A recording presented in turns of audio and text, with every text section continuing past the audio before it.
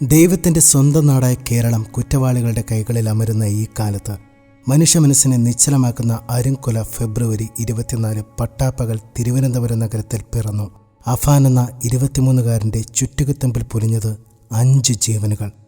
2025 പിറന്ന് 1 മാസം കഴിയുമ്പോഴേക്കും ഒരു പകൽ പാതി മുഴുവനുമെടുത്ത് 30 കിലോമീറ്റർ ചുറ്റളവിൽ 6 മണിക്കൂറിൽ 3 വീടുകളിൽ 5 മനുഷ്യരെ ചുറ്റുകയാൽ തലയ്ക്കടിച്ചു കൊന്നു.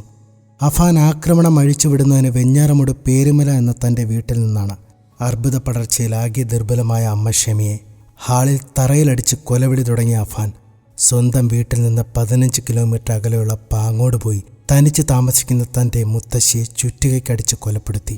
ശേഷം പിതാവിൻ്റെ സ്ഥാനത്ത് നിന്ന് തൻ്റെ കാര്യങ്ങൾ നോക്കിയ പിതൃ സഹോദരൻ ലത്തീഫിനെയും ഭാര്യ സജിത ബീഗത്തെയും അതേ ചുറ്റുകയാൽ തലിക്കടിച്ചു കൊന്നു.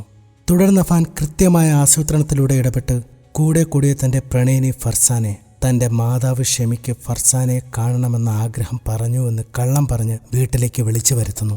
ഹലോ, എന്താ നീ ഇപ്പൊ തന്നെ വീട് ഇറങ്ങണം. ഉമ്മയ്ക്ക് നിന്നെ കാണണം. ഉമ്മയ്ക്കോ? ഇപ്പോഴോ? അതെ, ഇപ്പൊ തന്നെ. ശരി, വേഗം തന്നെ ഇറങ്ങാം. ട്യൂഷൻ ഉണ്ടെന്ന് പറഞ്ഞിറങ്ങാം. ഒട്ടും സമയമില്ല, വേഗം തന്നെ ഇറങ്ങാം.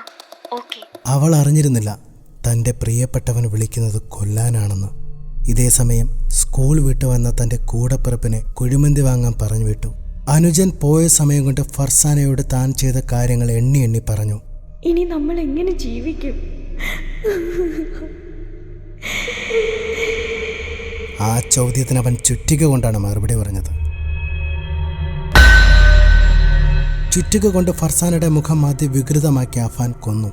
എന്നിട്ട് മനസ്സ് മരവിക്കാതെ അഫാൻ എന്ന കാട്ടുമൃഗം തൻ്റെ ചുറ്റിക നിലത്ത് വെച്ചത് ഒപ്പം ജീവിച്ച് കളിച്ചു വളർന്ന തൻ്റെ അനുജനെ ഇഷ്ട വിഭവം പോലും കഴിക്കാൻ സമ്മതിക്കാതെ തലക്കടിച്ച് കൊലപ്പെടുത്തിയിട്ടാണ്. ഈ 23 വയസ്സുകാരൻ അഫാൻ ഉറ്റവരെ മൃഗീയമായി കൊലപ്പെടുത്തിയതിന് പിന്നിൽ ലക്ഷങ്ങളുടെ കടബാധ്യത. അഫാന്റെ പിതാവ് ഗൾഫിൽ ബിസിനസ്സുകാരനായിരുന്നു.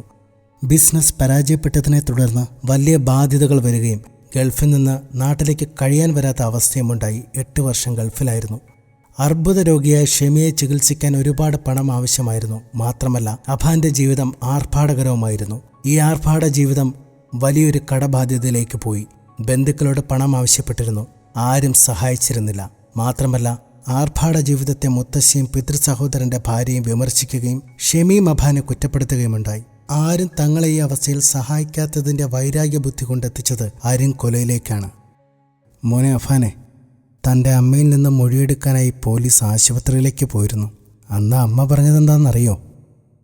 അതാണ് കറക്റ്റ്, ഞാൻ പറഞ്ഞതാണ് കറക്റ്റ്. എനിക്ക് അതേ ഓർമ്മ ഉള്ളു.